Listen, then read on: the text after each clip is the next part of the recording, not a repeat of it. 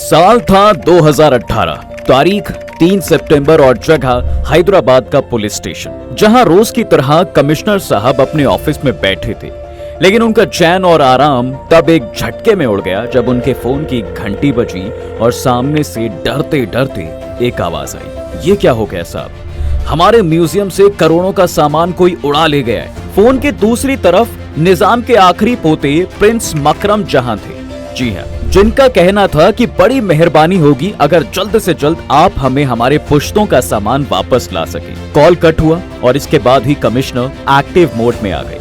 करोड़ों की इस सेंध ने हैदराबाद की आवाम से लेकर अखबार तक का ध्यान निजाम की म्यूजियम की तरफ ला दिया था। यहाँ से कोई आम चोरी नहीं हुई थी साहब, बल्कि हैदराबाद निजाम का हीरे से जुड़ा टिफिन, सोने का कप, प्लेट साफ कर लिए गए थे और इनकी कीमत तकरीबन 230 बिलियन डॉलर से भी ज्यादा थी। ये न केवल देश की ऐतिहासिक धरोहर पर एक धब्बा था, बल्कि पुलिस के लिए भी एक कड़ी चुनौती थी कि इतनी सिक्योरिटी के बाद भी चोरी हुई तो हुई कैसे।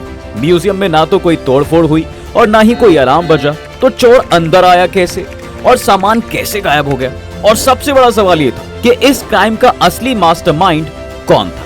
अब इन सभी सवालों का जवाब जानने के लिए जब पुलिस ने म्यूजियम में छानबीन करनी शुरू की तो उन्होंने पाया कि म्यूजियम में मौजूद बाकी 500 चीजें तो ज्यों की त्यों रखी हैं, लेकिन केवल इन्हीं दो चीजों को चोरी किया गया था, और वो भी इतनी सफाई से कि एक भी सुराग म्यूजियम में मौजूद नहीं था। ले देकर एक निशान था जिसे देखकर पुलिस के कान खड़े हो गए।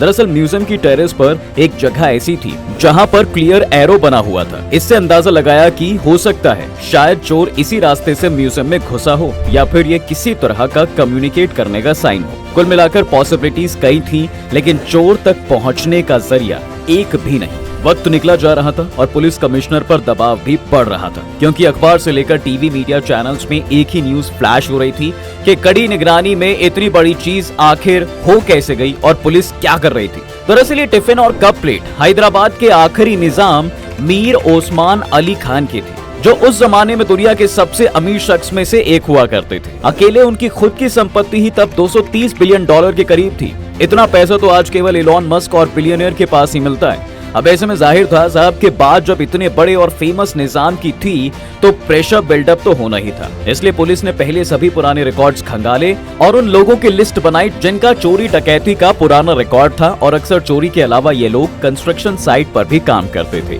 जब लिस्ट बन गई तो इन लोगों को पकड़ने और साइट्स की जांच करने के लिए पुलिस ने टीम्स भेजी। जगह जगह चेकिंग स्टार्ट हुई, लेकिन कहीं कोई सफलता हाथ ही नहीं लगी। दरअसल प्रॉब्लम ये थी कि यह म्यूजियम हैदराबाद की घनी आबादी वाली जगह पर थी। इसके चारों ओर इलीगल बिल्डिंग्स इतनी ज्यादा थीं कि यह बताना मुश्किल था कि चोर आया कहां से। उस पर भी म्यूजियम के सिक्योरिटी गार्ड्स इस पूरी घटना में चुप्पी साधे हुए थे। उनका बस एक ही जवाब था कि उन्हें नहीं पता कि चोरी हुई कैसे और चोर कब अंदर आया। जब पुलिस मामले की तह तक गई तो उन्हें यह समझ आया कि असली लापरवाही सिक्योरिटी सिस्टम में ही थी।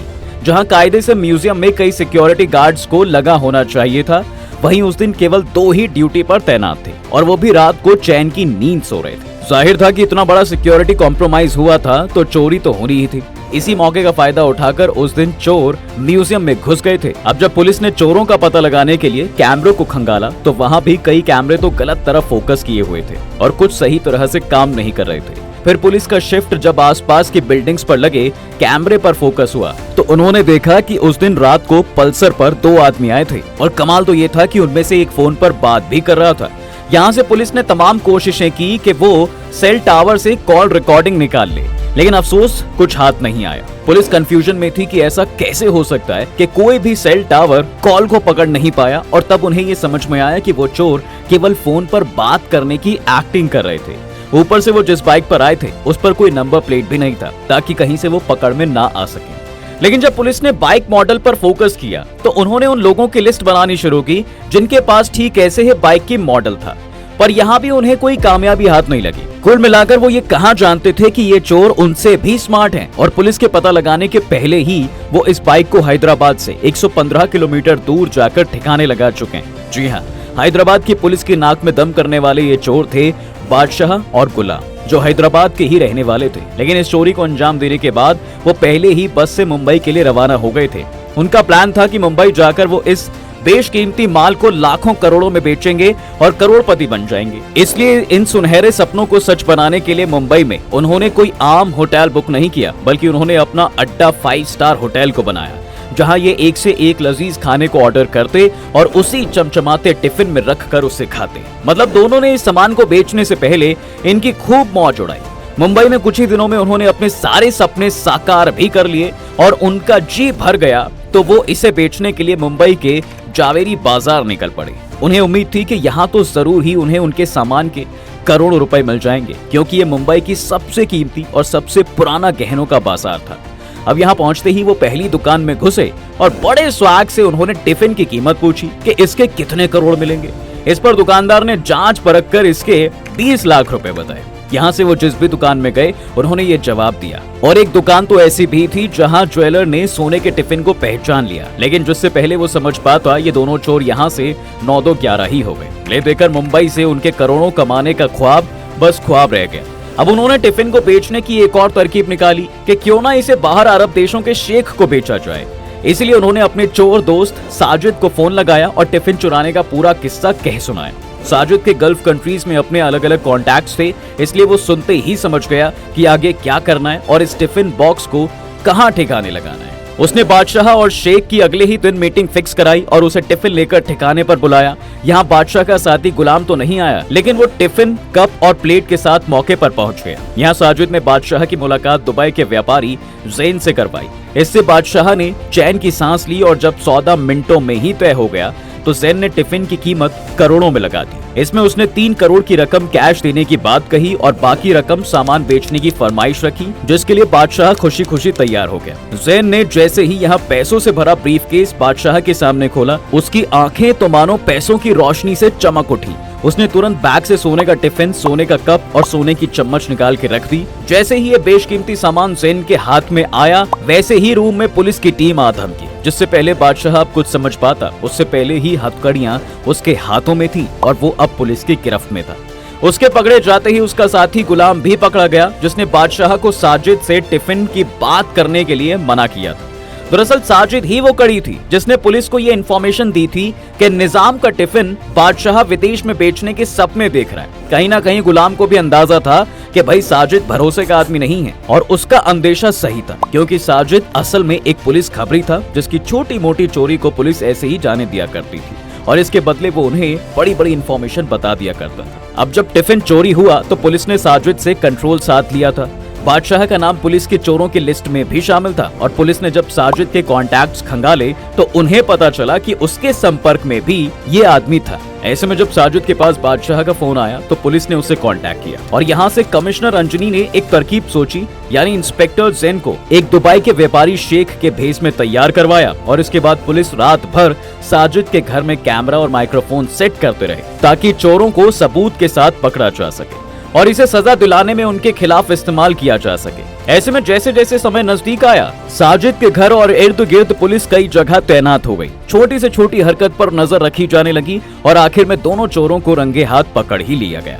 इसी के साथ निजाम का सोने का टिफिन तो मिल गया, लेकिन एक सवाल अभी भी ऐसा था जिसका जवाब पुलिस नहीं फिगर आउट कर पाई, और ये सवाल था कि आखिर इस चोरी को अंजाम कैसे दिया गया। वो म्यूजियम के अंदर घुसे तो कैसे घुसे? वेल, इसका जवाब भी जल्द ही उन्हें मिल गया जब पूछताछ के दौरान बादशाह और गुलाम ने अपनी चोरी का सारा चिट्ठा खोल दिया। उन्होंने बताया कि चोरी से कुछ महीने पहले ही उन्होंने जगह की रेकी कर ली थी। वो कई बार म्यूजियम गए और उन्होंने अंदाजा लगा लिया कि चोरी करने वाला सामान कहाँ रखा है। इसके बाद पकड़े ना जाने के लिए उन्होंने अपनी मूछें और बाल मुंडवा दिए और उन्होंने उस वेंटिलेटर की भी पहचान कर ली जहाँ से सोने का टिफिन सबसे पास था। जगह को याद रखने के लिए ही बादशाह ने दीवार पर वो साफ सुथरा तीर बनाया था, जिसकी बात आपसे हमने कहानी की शुरुआत में ही की थी। वो टिफिन लूटने ही वाले थे कि उन्होंने म्यूजियम के सिक्योरिटी चीफ को बात करते हुए सुना कि हमारे सीसीटीवी केवल 40 दिन की फुटेज स्टोर कर सकते हैं और इसकी लिमिट बढ़ाने के लिए सिस्टम को अपडेट करना होगा। ये जानने के बाद बादशाह और गुलाम ने अपने प्लान को पोस्टपोन किया और रेकी के 41 दिन बाद को उन्होंने म्यूजियम में सेंध लगाई। अपनी बाइक के पहले उन्होंने म्यूजियम के पिछले हिस्से में पार्क की और फिर मास्क पहनकर वो बगल वाले मकान की छत पर गए। वहां से उन्होंने म्यूजियम की छत पर छलांग लगाई। यहाँ वो पकड़े इसलिए नहीं गए क्योंकि बाहर बहुत तेज बारिश हो रही थी और बारिश के शोर में उनके दूसरे छत पर कूदने की आवाज नहीं आई। अब एक तरफ जहां सिक्योरिटी गार्ड सोते रहे, वहीं दोनों चोरों ने वेंटिलेटर की विंडो को खोला और उसमें से दुबला पतला गुलाम नीचे उतरा।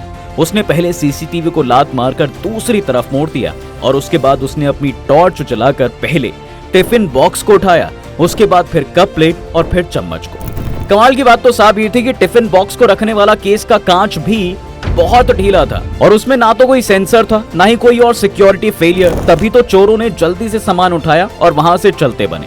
इसी तरह उन्होंने इस पूरी सेंध को अंजाम दिया। इसमें वो सक्सेसफुल तो हो गए, लेकिन बात जब माल बेचने की आई तो वो पकड़े गए। इसी के साथ चोरों को उनके लिए सजा भी मिली और कमिश्नर अंजनी को इस केस को सुलझाने के लिए अप्रिसिएशन, क्योंकि केवल 10 दिनों के अंदर उन्होंने इस चोरी का भांडा फोड़ किया और ये उन 1% लिस्ट में से एक भी बन गए जिन्होंने म्यूजियम चोरी को सुलझाया। दोस्तों, आपको ये म्यूजियम बैंक हाइस्ट की रियल स्टोरी कैसी लगी हमें कमेंट सेक्शन में जरूर बताएं। तब तक के लिए हम आपसे विदा लेते हैं। जल्द हाजिर होंगे एक नए इंटरेस्टिंग टॉपिक के साथ। अगर ये वीडियो पसंद आया है तो इसे अपने दोस्तों के साथ शेयर कर दो और हाँ, वीडियो को लाइक करना ना भूलें और अगर आपने हमारे चैनल को अभी तक सब्सक्राइब नहीं किया है तो वो भी कर दो। साथ ही बेल आइकॉन प्रेस करना बिल्कुल ना भूलें ताकि हमारी वीडियो आप तक जल्द से जल्द पहुंच सके।